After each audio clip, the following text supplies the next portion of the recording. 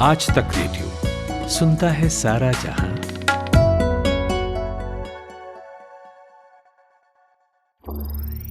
ज्ञान ध्यान।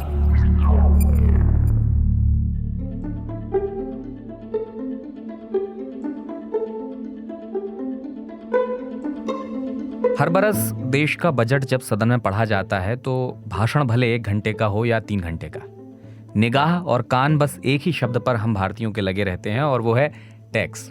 भाई कितना बढ़ा और कहाँ घट गया। टैक्स एक तो सीधा आपकी इनकम पर लगता है और दूसरा उन सामानों और सेवाओं यानी गुड्स एंड सर्विसेज पर जिनका आप इस्तेमाल करते हैं।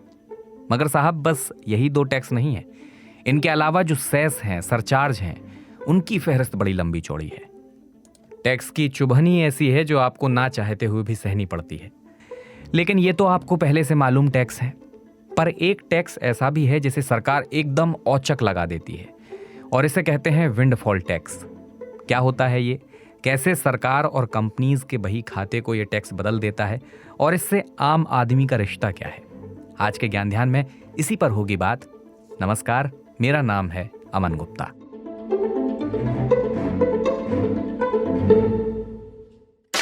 विंडफॉल टैक्स ऐसी कंपनियों या इंडस्ट्रीज पर लगाया जाता है जिन्हें किसी खास तरह के हालात से फौरन काफी ज्यादा फायदा हो जाता है, या फिर जब कंपनी बिना मेहनत के किसी और वजह से प्रॉफिट कमा रही हो। जैसे साल की शुरुआत में सब कुछ ठीक चल रहा था और अचानक से यूक्रेन और रूस में युद्ध छिड़ गया।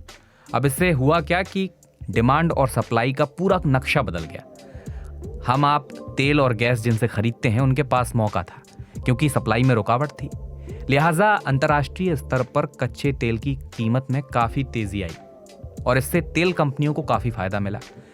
लेकिन फायदा आप ऐसे तो नहीं ले जा सकते। हर देश में है एक बॉस जिसे कहते हैं सरकार।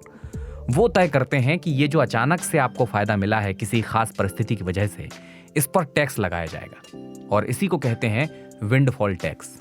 सीनियर इकोनॉमिस्ट शरद कोहली इसे कुछ यूं बताते हैं। विंडफॉल टैक्स का अर्थ होता है कि आपको जब कोई ऐसा प्रॉफिट हो रहा है, ऐसा मुनाफा हो रहा है जो कि अनायास हो जाता है, अचानक हो जाता है अंतरराष्ट्रीय परिस्थितियों की वजह से, या उस चीज की कीमत में ऑल ऑफ ए सडन अचानक बढ़ोतरी हो जाने से आपको अचानक एक प्रॉफिट हो रहा है। तो सरकार ये मानती है क्योंकि ये एक एसेंशियल कमोडिटी है। देश का हर कंज्यूमर पेट्रोल और डीजल पे हमारी 86% हमारे देश की जो निर्भरता है वो इंपोर्ट पर है।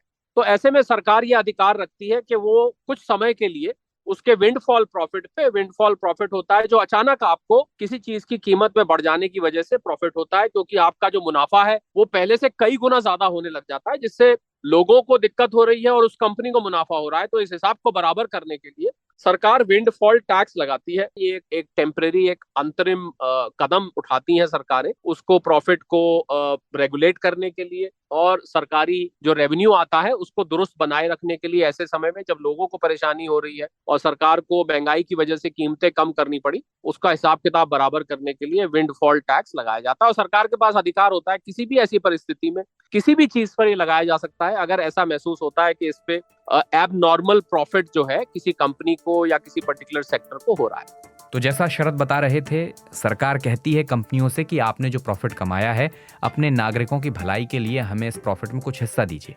साथ ही सरकार जब आम आदमी की जरूरत संबंधी चीजों की लागत को कम करने के लिए रियायत देती है तो एक तरह से उसको वसूलने का रास्ता भी उन्हें इसी टैक्स के जरिए मिल जाता है और वो अपने हिसाब किताब दुरुस्त कर पाते हैं।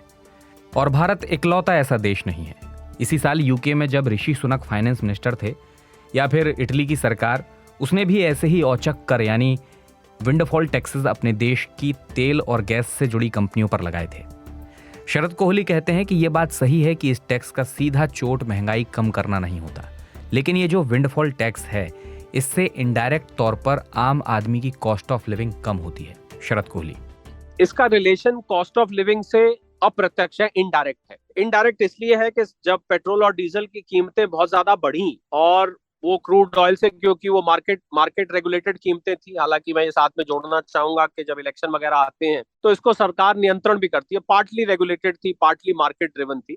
तो जब क्रूड ऑयल बाहर से बहुत महंगा आने लग गया तो लाजमी बात थी ऑयल मार्केटिंग कंपनीज को तेल, पेट्रोल और डीजल के दाम बढ़ाने पड़ गए, जिसकी वजह से महंगाई बेतहाशा बढ़ने लग गई। तो जब कीमतें बहुत ज्यादा बढ़ गई तो सरकार को मजबूरन एक्साइज केंद्रीय सरकार को और वैट राज्य सरकारों को ये घटाना पड़ा, जिससे कि जो लोगों तक, आम कंज्यूमर तक जो पेट्रोल और डीजल पहुंच रहा है उसमें कुछ राहत मिल सके, क्योंकि डीजल का कैस्केडिंग इफेक्ट होता है, खासकर वो पूरी महंगाई को बढ़ाता है, आवागमन की कॉस्ट बढ़ जाती है, फ्रेट बढ़ जाता है। इसके कारण से सरकार को उस पे वैट और एक्साइज, हमें याद होगा सरकार ने 2 से ज्यादा बार इसको घटाया, कई राज्यों की सरकारों ने भी एक एक करके इसको घटाया, बहुत इस पे चर्चा भी हुई थी उस समय। तो अब इसको घटाने से क्या हुआ कि सरकार का जो राजस्व था वो घट गया। नेचुरल बात है, जब सरकार टैक्स काट देगी तो सरकार का जो रेवेन्यू आता है वो घट जाएगा। उसकी भरपाई करने के लिए और ऑयल रिफाइनिंग कंपनीज को जो एबनॉर्मल प्रॉफिट हो रहा था, जो अनप्रेसिडेंटेड प्रॉफिट होने लग गया था क्रूड ऑयल की कीमतें बढ़ने की वजह से, उसको रेगुलेट करने के लिए और परम मुख्यतः देखिए तो सरकार को जो एक्साइज घटाने से जो राजस्व में कमी आई, उस कमी को पूर्ति करने के लिए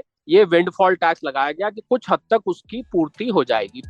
बहरहाल ये अंतरिम फैसला होता है, यानी जैसे ही कीमतें कुछ काबू में आएंगी सरकार इस टैक्स को वापस ले लेती है। फिलहाल भारत में क्रूड ऑयल, डीजल और जेट फ्यूल पर ये टैक्स लग रहा है। आज के ज्ञान ध्यान में बस इतना ही। कोई और विषय हो जिस पर आप चाहते हैं कि हमें ज्ञान ध्यान करना चाहिए तो लिख भेजिए हमें radio@aajtak.com पर। शुभम तिवारी ने इस पॉडकास्ट के लिए रिसर्च, स्क्रिप्टिंग और प्रोडक्शन का काम किया। इस पॉडकास्ट के लिए साउंड मिक्सिंग की नितिन रावत ने।